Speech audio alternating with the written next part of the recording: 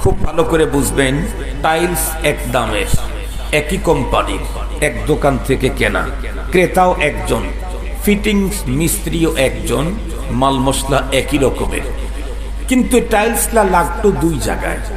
কিছু টাইলস লাগছে আল্লাহর ঘরে, কিছু টাইলস লাগছে ওয়াশরুমে। ওয়াশরুমে যে টাইলস লাগানো আছে এইখানে নরমাল রুচির কোনো মানুষও জুতা ছাড়া ঢুকতে চাবে না, বলবে এখানে জুতা ছাড়া কেমনে ঢুকা যায়, একটু স্যান্ডেলটা নিয়ে আসো। ওই টাইলস একই দাম, একই কোম্পানি, একই ক্রেতা, ফিটিংসেও একজন, কিন্তু ওইটা লেগেছে আল্লাহর ঘর মসজিদের ফ্লোরে। বলুন তো দেখি, আল্লাহর ঘর মসজিদের ফ্লোরে যে টাইলসটা লাগছে সেখানে কেউ জুতা পায়ে দিয়ে ঢোকার সাহস করবে?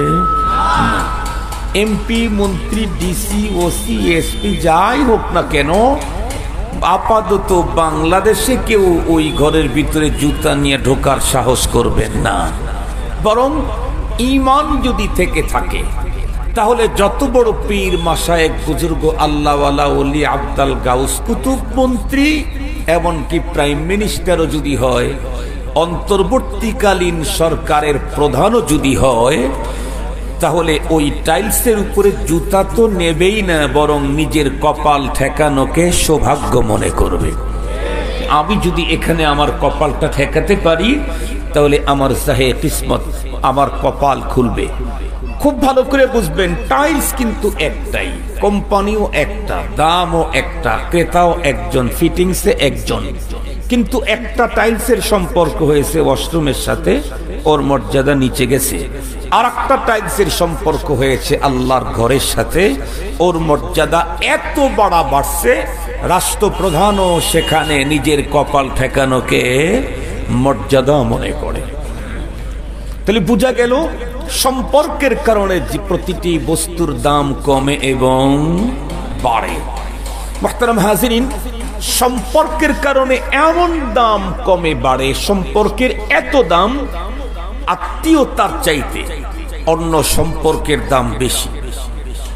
ব্লাড কানেকশন আছে কিন্তু অন্য দিক থেকে সুন্দর কানেকশন নেই, তার চাইতেও অন্য দিক থেকে সুন্দর কানেকশন আছে, সুসম্পর্ক আছে, ব্লাড কানেকশন নেই, এর দাম বেশি। মুহতারাম হাজিরিন, আপনাদেরকে সহজে বুঝবার জন্য বলি, আমাদের বিগত সময় তো বাংলাদেশে একটা অবস্থান ছিল, ধরে নেন আপন দুই ভাই, তাদের আর কোনো ভাই বোন নেই, কিন্তু আপন দুই ভাই হলে কি হবে, তাদের পরস্পরের সম্পর্কটা খুবই দাওমাস সম্পর্ক, সিরিয়াস।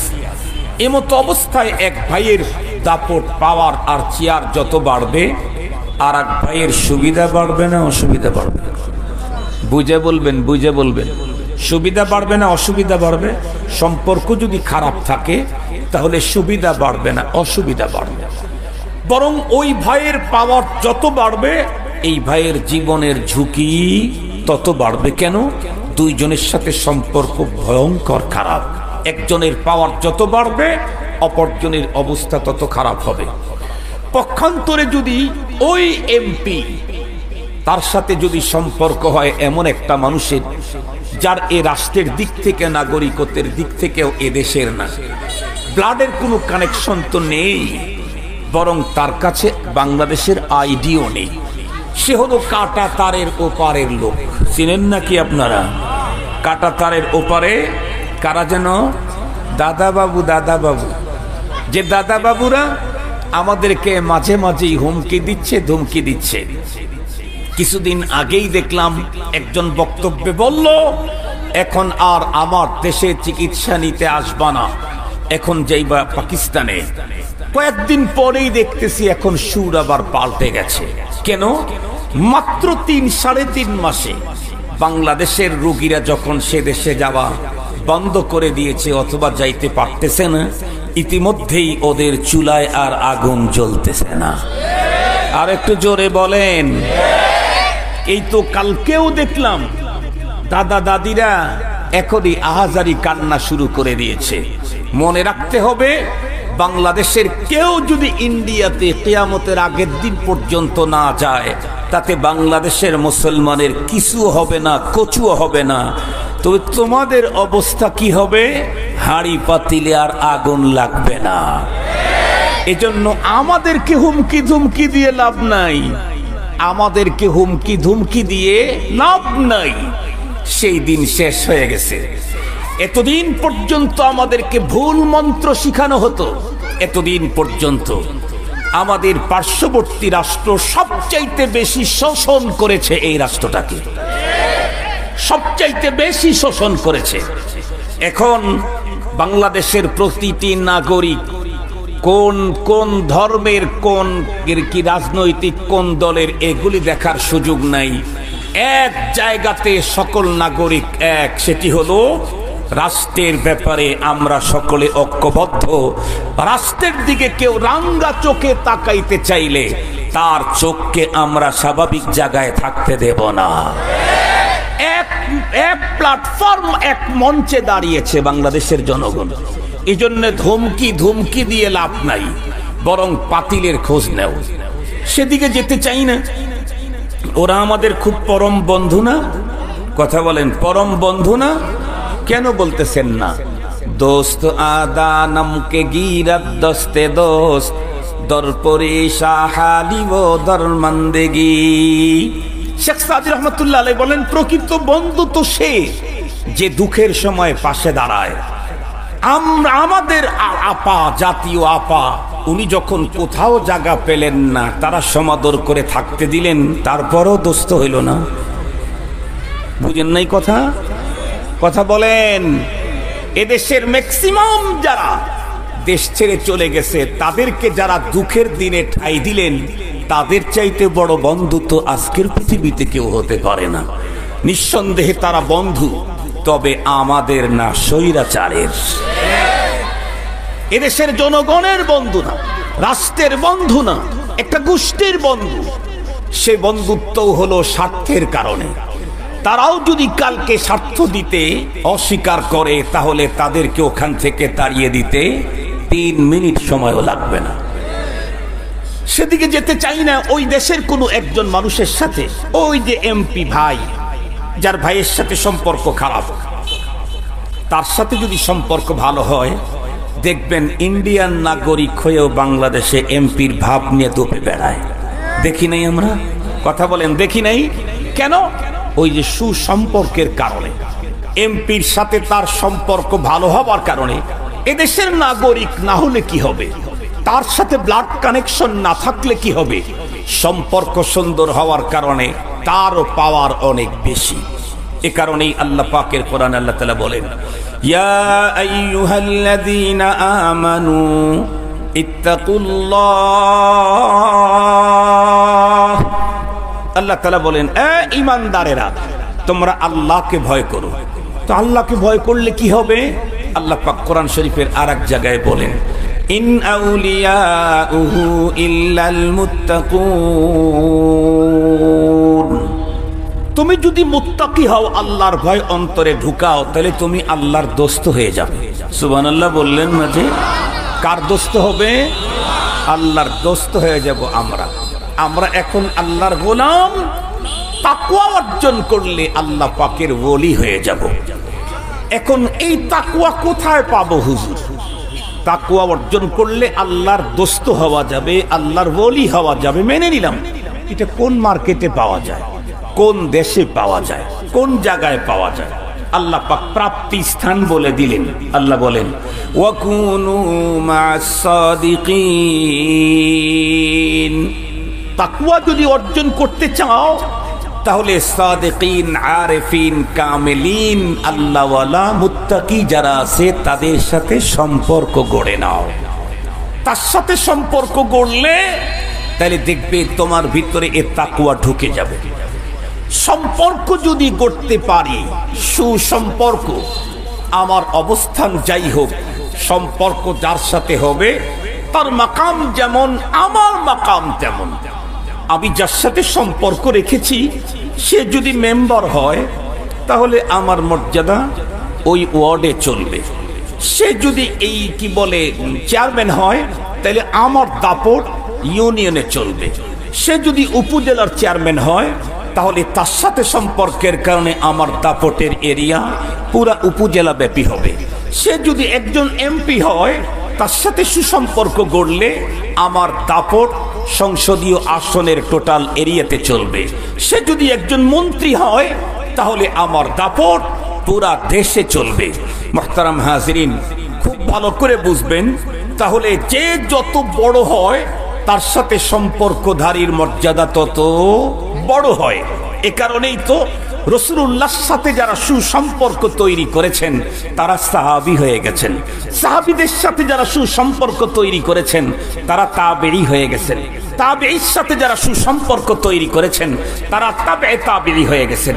তাবেঈ তাবেঈর সাথে যারা সুসম্পর্ক তৈরি করেছেন তারা আইম্মায়ে মুজতাহিদিন সালাফ হয়ে গেছেন। মুহতারাম হাজিরিন, কেউ কোনোদিন তাবেঈর সাথে সম্পর্ক করে কেউ সাহাবী হতে পারে না। তাবেঈর সাথে সম্পর্ক করে কেউ তাবেঈ হতে পারে না। আমি যার সাথে সম্পর্ক করব সে কোন জগতের বড়, সে যদি এই জগতের বড় হয়, কতদিনের বড়, কতদিনের বড়, কত বড়, ৪৫ মিনিটের উপরে সময় যে পায় না, এই জাতীয় বড়র সাথে যদি সম্পর্ক করি তাহলে তার যতটুকুন আমার ততটুকুন। আর যদি এমন কারোর সাথে সম্পর্ক করি যার সম্পর্ক, যার দাপট এহকালেও চলে, পরপারেও চলে, কবরের জগতেও চলে, হাসরের ময়দানেও চলে, তাহলে তার সাথে সম্পর্ক করলে আমার দাপট এহকালেও কমবে না, পরকালেও কমবে না।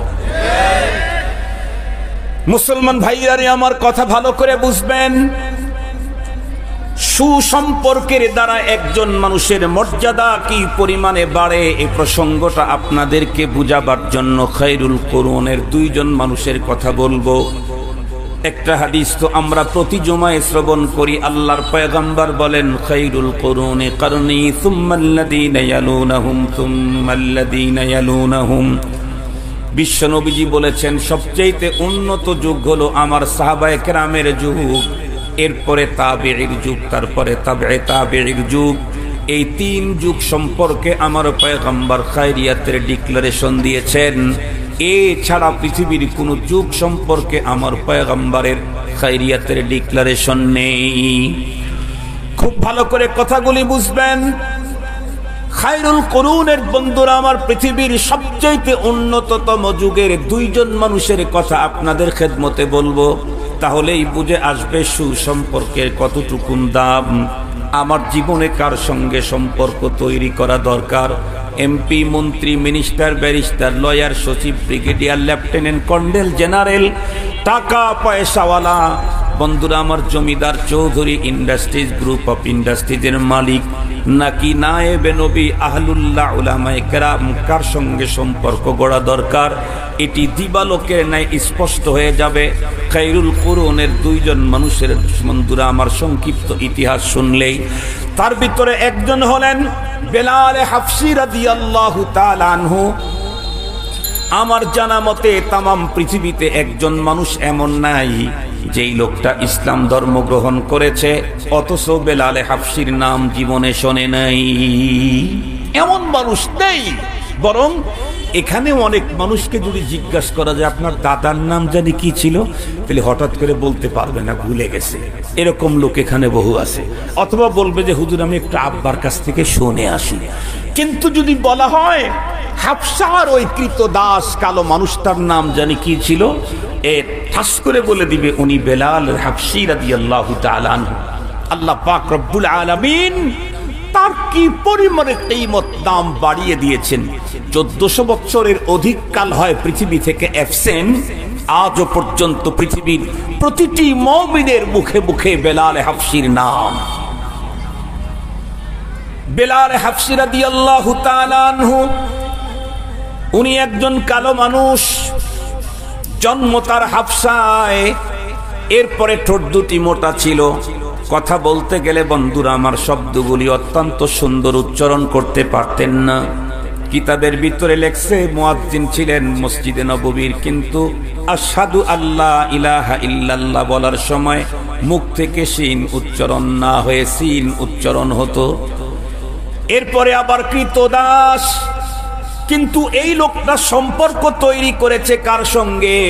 আল্লাহু আকবার, এমন একজন মানুষের সঙ্গে যিনি শুধু উম্মতের নবী নন, নবীদেরও নবী। কালো মানুষ কিন্তু গিয়ে সম্পর্ক লাগাইছে কোথায়? নবীদের নবীর সাথে সম্পর্ক লাগাইছে। শুধু উম্মতের নবী নন, আজ আদম তা ঈসা সমস্ত পয়গম্বর ছিলেন নবীদের নবী। আর আমাদের উম্মতের নবী, আমাদের নবী উম্মতের নবী, নবীদেরও নবী। সুবহানাল্লাহি ওয়া বিহামদিহি। সমস্ত নবীগণ ছিলেন উম্মতের ইমাম। আমাদের পয়গম্বর উম্মতের তো ইমাম, নবীদেরও ইমাম। সুবহানাল্লাহ বলবেন না? সেই নবীদের নবীর সাথে সম্পর্ক লাগাইছে এই কালো মানুষটা। এখন তার মর্যাদা কি পরিমাণে বাড়ছে, এই প্রসঙ্গটা আপনাদেরকে বুঝাবার জন্য জানা কথা স্মরণ করাই দিচ্ছি। আল্লাহ পাক রব্বুল আলামিন তার প্রিয় হাবিবকে স্পেশাল একটা ট্যুর করাইছেন, স্পেশাল একটা সফর করাইছেন, যেই সফর পৃথিবীর কোনো পয়গম্বরের জন্য বাজেট ছিল না। সেটা হলো মেরাজের সফর। মনে আছে না আপনাদের? বলুন তো দেখি, মেরাজ দিনের বেলায় হয়েছে না রাতের বেলায়? রাতের বেলায়। আল্লাহর কোরআন আল্লাহ তাআলা বলেন, সুবহানাল্লাযী আসরা বিআবদিহি লাইলাম মিনাল মাসজিদিল হারাম ইলাল মাসজিদিল আকসাল্লাযী বারাকনা হাওলাহু লিনুরিয়াহু মিন আয়াতিনা। এই মেরাজের সূচনা আল্লাহ পাক যখন তার হাবিবকে তার আরশে আমন্ত্রণ করবেন, তো দুইটা গ্রুপকে আল্লাহ তাআলা পয়গম্বরকে রিসিপশন করার জন্য পাঠিয়ে দিলেন। দুইটা গ্রুপ। একটা হলো সমস্ত নবীদেরকে পাঠালেন, বললেন আপনারা যান, আমার হাবিব আমার সাথে সৌজন্য সাক্ষাতে আসমানে আসতেছে, আরশে আসতেছে, আমি তাকে আরশে আমন্ত্রণ করেছি, আপনারা তাকে রিসিভ করার জন্য বাইতুল মুকাদ্দাসে যান। সুবহানাল্লাহ বলবেন কি? বাইতুল মুকাদ্দাসে সমস্ত নবীগণ হাজির। জিবরাইল আমিনকে বললেন, আপনি বাইতুল মুকাদ্দাসে থেকেন না, আপনি আমার নবী কোথায় ঘুমিয়ে আছে শয়ন কক্ষে চলে যান। সুবহানাল্লাহ। মেহমানকে ইস্তেকবাল করা, রিসিপশন করা আল্লাহর সুন্নত, আল্লাহর তরিকা। আল্লাহ তার হাবিবকে দাওয়াত দিয়েছেন আরশে, আমন্ত্রণ করেছেন আরশে, তাকে রিসিভ করার জন্য জিবরাইলকে পাঠায়া দিয়েছেন পয়গম্বরের শয়ন কক্ষে। এটা সুন্নত, শুধু নবীদের সুন্নত না, আল্লাহ পাকের সুন্নত। জিবরাইল আমিন পয়গম্বরের শয়ন কক্ষে গিয়ে নবীজিকে জাগালেন, বললেন নবীজি যেতে হবে। কোথায়? কয় সেই সফরে। কোন সফর? কয় আল্লাহর আরশে। বলেন তো দেখি কি পরিমাণে মজা। আপনারা যাদের অন্তরে রাসূলের প্রেম আছে, সবসময় ধান্দা দেখেন কবে মদিনায় যাব। যদি যেতে পারতাম, এমতো অবস্থায় এখনই যদি কেউ এসে বলে দোস্ত আগামীকালকেই তোমার মদিনার সফর, তাহলে আজকে রাত্রে কি আর ঘুম হবে? আনন্দের চোটে কখন যাব, কখন উড়াল মারব। মদিনার সফর যদি এত আবেগী হয়, মদিনার মালিকের কাছে সাক্ষাতের সফর এটা কি পরিমাণে আবেগের হতে পারে। বিশ্বনবীজি বেরিয়ে গেলেন জিবরাইল আমিনের সঙ্গে। বাইরে এসে দেখলেন জিবরাইল আমিন আল্লাহর পয়গম্বরকে, বন্ধুরা আমার, সেখান থেকে বাইতুল্লাহ থেকে বাইতুল মুকাদ্দাস পর্যন্ত নেওয়ার জন্য সোয়ারি একটা নিয়ে আসছেন। কিন্তু দেখতে তেমন একটা বড় না, গাদা আর খচ্চরের মাঝামাঝি। পয়গম্বর তার উপরে উঠে বসলেন। এত ছোট্ট একটা বাহন, কিন্তু তার চলার গতি বর্ণনা করার মতোই না। বাহনটা ছোট কিন্তু পার আল্লাহ। আমাদের মানুষের দৃষ্টির শেষ সীমানা ওই বাহনের এক কদম, এক কদম। বলুন তো দেখি, এমন তেজস্বী কোন বাহনের উপরে বিশ্বনবীজি যখন চড়ে বসলেন, সা করে অল্প টাইমের ভিতরে পয়গম্বরকে নিয়ে বাইতুল মুকাদ্দাসে হাজির হয়ে গেলেন। বাইতুল মুকাদ্দাস জিবরাইল আমিন বাইতুল মুকাদ্দাসে যাওয়ার পরে পয়গম্বরের বাহনখানা একটা জায়গায় বেঁধে দিয়ে পয়গম্বরকে বললেন আপনি নামুন। নবীজি নামলেন, ততক্ষণে তাকায় দেখেন পুরা বাইতুল মুকাদ্দাস ভর্তি হয়ে গেছে। কেন? 1,09,000,000 অধিক পয়গম্বর তখন বাইতুল মুকাদ্দাসে হাজির। মজার কথা খুব ভালো করে বুঝবেন, জিবরাইল আমিন আমার পয়গম্বরকে ডেকে বলতেছেন, জিবরাইল আমিন ডেকে বলতেছেন, নবীজি এইখানে নামাজ হবে, নামাজ। এক পর্যায়ে জিবরাইল আমিন নিজেই মুয়াজ্জিনি করতে গিয়ে আজান দিয়ে দিলেন। আর সেই আজানের পরে ইমামতির জন্য সামনে বাড়ায় দেওয়া হলো রহমতে আলম সাল্লাল্লাহু আলাইহি ওয়াসাল্লামকে। আমার পয়গম্বরের ইমামতিতে নামাজ হয়ে গেল, নামাজ কমপ্লিট। এখন জিবরাইল আমিন ডেকে বলে, নবীজি এখন আমি আর আপনি উপরের দিকে ফ্লাই করব, উপরের দিকে উঠতে থাকবো। দুইজনে মিলে উপরের দিকে উঠতে উঠতে এক পর্যায়ে আল্লাহ পাকের আরশ পর্যন্ত চলে গেলেন পয়গম্বর। আল্লাহ পাকের আরশে যাওয়ার পরে রব্বে করিমের সঙ্গে পয়গম্বরের কথোপকথন হলো। কত কাছাকাছি ছিলেন এ কথার বর্ণনা আল্লাহ নিজেই কোরআনে হাকিমের ভিতরে দিয়েছেন। আল্লাহ বলেন, ফাদানা ফাতাদাল্লা ফাকানা কাবা কাউসাইনি আও আদনা ফাআউহা ইলা আবদিহি মা আউহা। কোন বর্ণনায় এসেছে শক্তিশালী না দুর্বল তা বলতে চাই না। রব্বুল আলামিন তার কুদরতের হাতখানা পয়গম্বরের বন্ধুরা আমার কাঁধের উপরে রেখে গল্প শুরু করছেন তার হাবিবের সঙ্গে। কথা বলতে বলতে এক পর্যায়ে আল্লাহ তার হাবিবকে ডেকে বললেন, হাবিব আমার তো অনেক প্রজেক্ট, যেই প্রজেক্টের কোনো অন্ত নাই, সীমা নাই। তবে আজকের এই সফরে আমি আপনাকে দুইটা প্রজেক্ট দেখায় দিতে চাই। তার ভিতরে একটা প্রজেক্টের নাম হলো জান্নাত, আর একটা প্রজেক্টের নাম হলো জাহান্নাম। বিশ্বনবীজিকে আল্লাহ পাক রব্বুল আলামিন মেরাজের সফরে জান্নাত আর জাহান্নামকে দেখায় দিয়েছেন।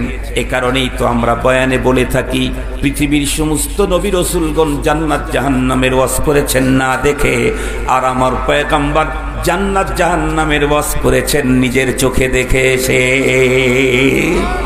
নিজের চোখে দেখেছেন আমার হাবিব।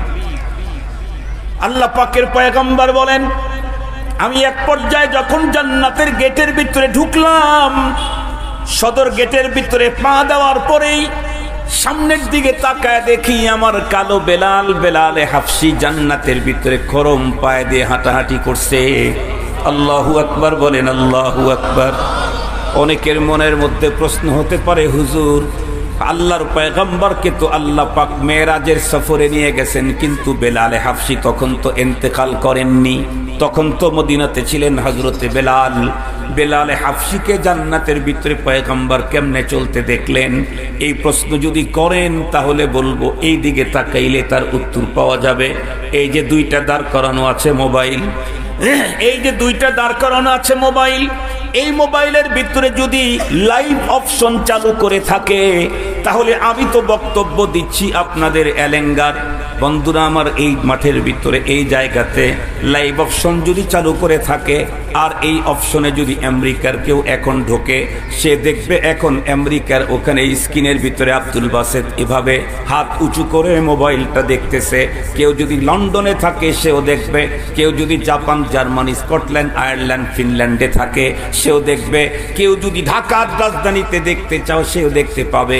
আমার ঘরের সন্তানেরা যদি এখন দেখতে চায়, দেখি তো আমার আব্বু এখন কি করে, তারাও ঘরের ভিতরে দেখতে পাবে।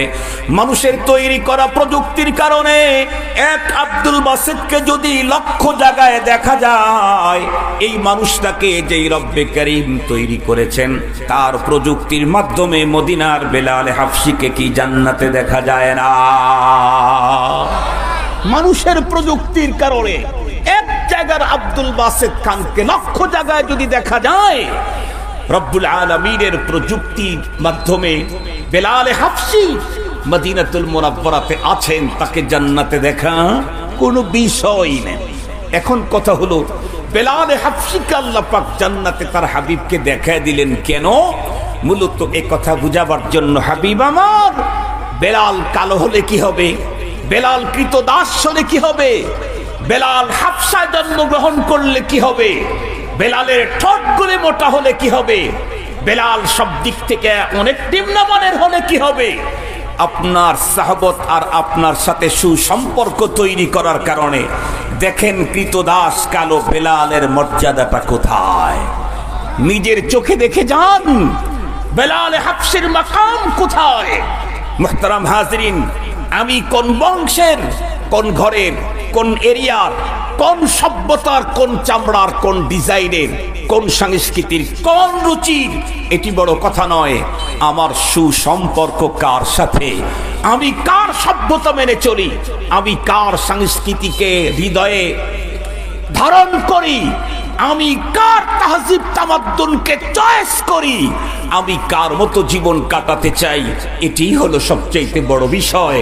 মুহতারাম হাজিরিন, আমি নরমাল ফ্যামিলির লোক হলেও আমার সম্পর্ক যদি হয় আল্লাহর কোরআনের সাথে, যদি সম্পর্ক হয় আল্লাহর রাসূলের সাথে, যদি সম্পর্ক হয় নায়েবে নবী উলামায়ে কেরামের সাথে, তাহলে বেলাল হাফসি কালো, বেলাল হাফসি কৃতদাস, তার মাকাম যেমন উঁচা হয়েছে আমার মাকামও সেভাবেই উঁচা হবে।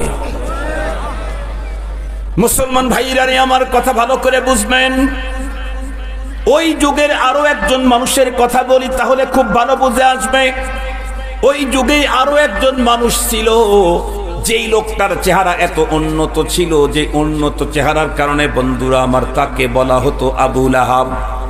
আমরা আপনাদেরকে বুঝাবার জন্য একটা মিসাল দিলে বুঝবেন। আমাদের বাড়ি ঘর অথবা আমাদের অঞ্চলের ভিতরে কোনো একজন ছেলে অথবা মেয়ের চেহারা যদি অস্বাভাবিক, অবর্ণনীয় সুন্দর হয়, তখন আমরা বলি অমকের চেহারার মধ্যে আগুন লাগছে, মনে হয় আগুন, চেহারা না আগুন, এ কথা বলি না? বলি না বন্ধুরা আমার? অনেক বেশি সুন্দর হলে আমরা তাকে বলি ওর চেহারার ভিতরে আগুন জ্বলতেছে, দেখো না আগুনের মতো জল জল করে। বন্ধুরা আমার, আমরা তো আগুন বলি, আরবের মানুষগুলা বন্ধুরা আমার সেই দ্বারে লাহাব বলে।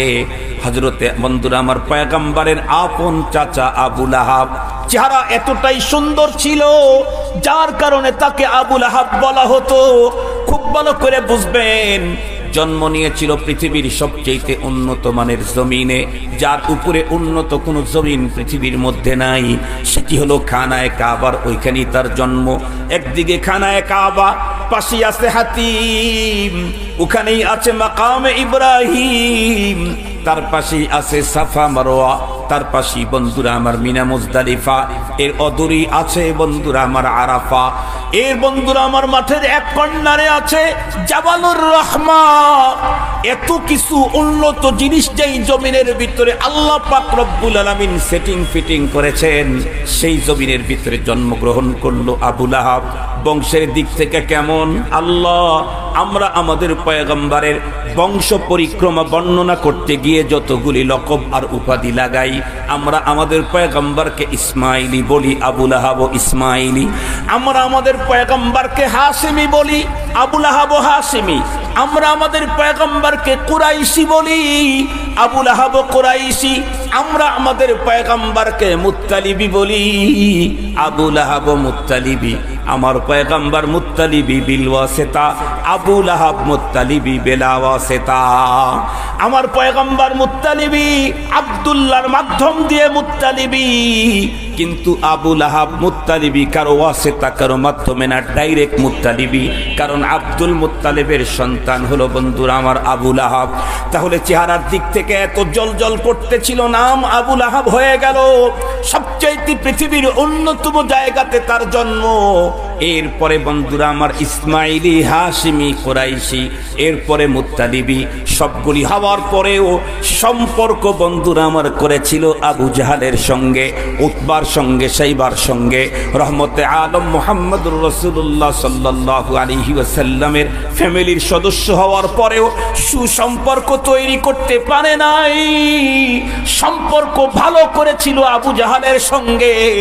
এই কারণে আল্লাহ পাক রব্বুল আলামিন তার ব্যাপারে কোরআনের সূরা নাজিল করে জানায়া দিলেন, তাব্বাত ইয়াদা আবি লাহাবিন ওয়া তাব মা আগনা আনহু মালুহু ওয়া মা কাসাব সায়াসলা নারান যাতা লাহাবিন ওয়া ইমরাআতুহু হাম্মালাতাল হাতাব ফি জিদিহা হাবলুম মিন মাসাদ।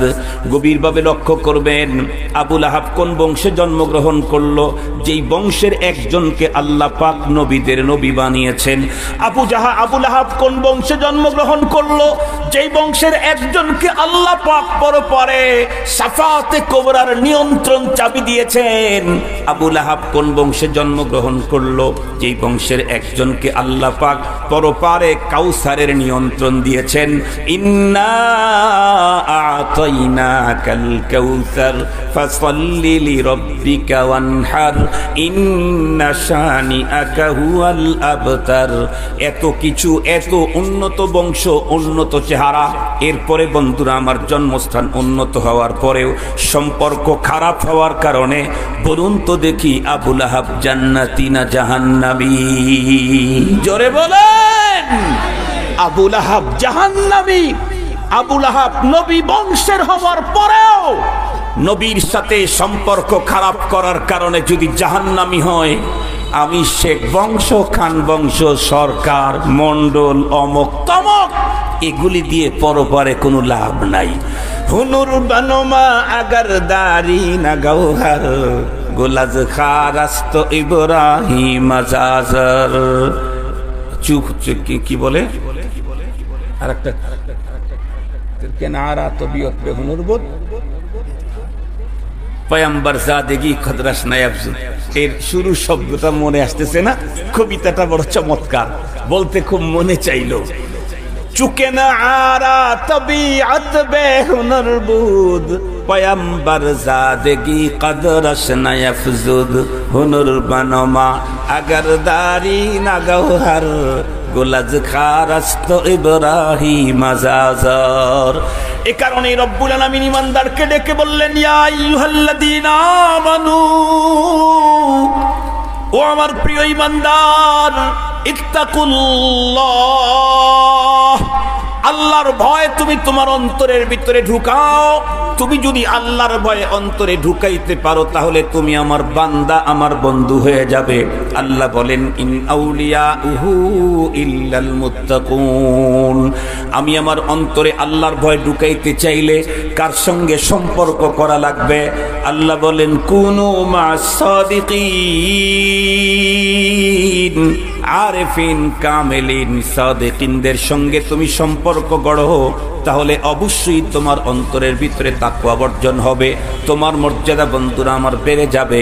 তাহলে বলুন তো দেখি, আজকের এই মাহফিল থেকে এতক্ষণ পর্যন্ত আলোচনা করে একটা জিনিস বুঝাইতে চাইলাম, সেটা হলো কার সঙ্গে সম্পর্ক গড়লে এহকাল পরকালে আমার মর্যাদা বাড়বে, এহকাল শান্তি, পরকালের মুক্তি আমার জন্য নিশ্চিত হবে। নিঃসন্দেহে সেই মানুষগুলি কোনো দুনিয়ার বড় বড় পদ পদবীর অধিকারী না, বরং ওই মানুষগুলি হলো যারা কোরআনওয়ালা, আল্লাহওয়ালা। কথা বলেন, যারা কোরআনওয়ালা তারাই আল্লাহওয়ালা। আহলুল কোরআন হুম আহাদুল্লাহ। আল্লাহ পাকের রাসূল বলেছেন কোরআনওয়ালাই আল্লাহওয়ালা। আমাদের দেশের অনেক মানুষ বলে, হুজুর এখন কি আর ওই বুজুর্গ পাওয়া যায়? আপনি বুজুর্গ খুঁজে পান না, অথচ রাসূলুল্লাহ বুজুর্গের ঘোষণা দিয়ে দিয়েছেন, আহলুল কোরআন হুম আহলুল্লাহ। আপনি খুঁজে পান না, রাসূলুল্লাহ বলেছেন আল্লাহওয়ালা খুঁজে পাও না, যারা কোরআনওয়ালা তারাই আল্লাহওয়ালা। কে বলেছেন? বাসেত হুজুর বলছেন, আব্দুল বাসেত খান, আব্দুল সালাম সাহেব, মুহাম্মদুর রাসূলুল্লাহ সাল্লাল্লাহু আলাইহি ওয়াসাল্লাম বলেছেন। মুহাম্মদুর রাসূলুল্লাহ সাল্লাল্লাহু আলাইহি ওয়াসাল্লাম বলেছেন, কিন্তু বলাইছেন কেডা? আর একটু জোরে বলেন। আল্লাহ নিজেই বলেন, ওয়া মা ইয়ানতিকু আনিল হাওয়া ইন হুয়া ইল্লা ওয়াহয়ুন ইউহা। গুফতায়ে মাওলা বুয়াদ গরচে আজ হুলকুম আব্দুল্লাহ বুয়াদ। গুফতায়ে মাওলা বুয়াদ গরচে আজ হুলকুম আব্দুল্লাহ বুয়াদ। এই জন্য আল্লাহওয়ালা খুঁজেন, কোরআনওয়ালাই আল্লাহওয়ালা, তাদের সাথে সম্পর্ক গড়েন। হাবিবুল হাবিবে হাবিবুন, দোস্তের দোস্ত কি হয়? কথা বলেন না কেন? দোস্তের দোস্ত আপনার দুশ্মন হয় না, দোস্ত হয়। দোস্তের দোস্ত যেহেতু দোস্ত হয়, উলামায়ে কেরাম আল্লাহর দোস্ত। আপনি যদি তার দোস্ত হন তাহলে আপনিও আল্লাহর দোস্ত। ঠিক বললাম না ঠিক বললাম? মানুষ খালি নিজের দোস্তের বাড়িতে দাওয়াত খায় না, দোস্তের বাড়িতে দাওয়াত খায়। দুই দোস্ত ঘুরতে গেছে, একজনের দোস্তের সাথে দেখা হয়েছে, একজনকে বাদ দিয়ে আরেকজনকে নিয়ে যাবে না, দুইজনকে বলবে দোস্ত এটা আমার খুব দোস্ত মানুষ, আরে চলেন আরে দোস্ত কেমন আছেন, কথা বলেন কথা বলেন। তো আমরা আহলুল্লাহ আল্লাহওয়ালাদের সাথে সুসম্পর্ক গড়ব ইনশাআল্লাহ। আল্লাহ যেমন পালায় না, কথা বলেন না কেন, পালায় না এটা একমাত্র আল্লাহই বলতে পারেন। উনি কখনো পালায় না, উনি হারান না, উনি কখনো পরাজয় বরণ করেন না। দুনিয়ার যত বড় পাওয়ারফুলই হোক না কেন, এই তো 8 তারিখেই মনে হয় পৃথিবীর আর একজন পালাইলো, চেনেন নাকি? বাশার আসাদ সিরিয়া 54 বছর পর্যন্ত স্বৈর শাসন চালাবার পর টিকতে পারে নাই, সেও পালায়া গেল। কথা বলেন কথা বলেন। মূলত বাশার পালায়া, বাংলাদেশ থেকে স্বৈর শাসক পালায়া, এর আগে আরো পালাইছে না পালায় নাই? কথা বলেন না, পালাইছে না পালা নাই?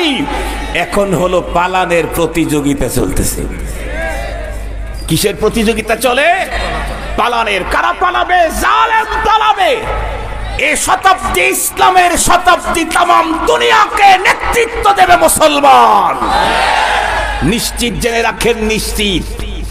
আহতাসিবু আলাল্লাহ, প্রতি শতাব্দীতে ইনকিলাব আছে। পৃথিবীর আল্লাহ পাকের বানানো তরিকা, লা তাবদীলা লিখালকিল্লাহ। আল্লাহ পাকের সুন্নাত, আল্লাহ পাকের সিস্টেম, ওয়ালান তাজিদা লিসুন্নাতিল্লাহি তাহবিলা। এজন্য এই শতাব্দী ইসলামের বিজয়ের শতাব্দী। তামাম দুনিয়াতে মুসলমান শাসন করবে ইনশাআল্লাহ। সালেমের দিন শেষ, মজলুমদের পক্ষে মহান রব্বুল আলামিনের রহমতের বারিধারা শুরু হয়ে গেছে। আল্লাহ পাক আমাদের সকলকে আলোচিত কথা বুঝা